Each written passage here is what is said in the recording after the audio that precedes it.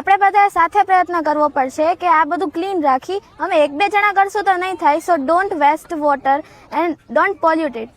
આપણે આપણું ઘર બધું સાફ રાખીએ છીએ પણ આપણું શહેર આપણે સાફ રાખતા નથી. તમે અહીંયા જોઈ શકો છો કે જ્યારે આપણા કોઈ ટુરિસ્ટ કે ગમે તે કોઈ બહારના શહેરમાં ન્યારી ડેમ આવે છે તો એ લોકોને જેવું જોવું હોય તેવું મળતું નથી, કેમ કે અહીંયા કચરો ને એ બધું હોય છે. અહીંયા કેટલા બધા જીવજંતુ રહે છે, માછલીઓ રહે છે, એ લોકોને પણ તેના જેવા પ્લાસ્ટિકના વજનથી ગુમાવવા પડે છે. તો આપણે પ્લાસ્ટિક અહીંયા નહીં પણ ડસ્ટબિનમાં નાખવું જોઈએ, કાં તો આપણે કે બીજી જગ્યાએ જે સારી હોય એ ડસ્ટબિન એમાં જ નાખવું જોઈએ. આપણે એવો પ્રયત્ન કરવો જોઈએ તો જ આપણું રાજકોટ જે છે એ સારું થશે. તમને બધાને એમ લાગે છે કે અહીંયા તમે વિસર્જન કરવા આવશો તો તે થઈ જશે, બટ એકચ્યુઅલીમાં એ થતું નથી. તે એમનામ તમે જેમ લાવ્યા તે એમનામ જ પડી રહે છે.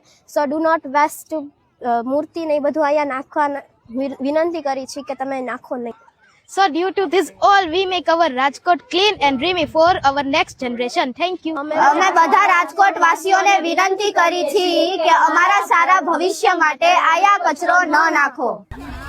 કચરો મારી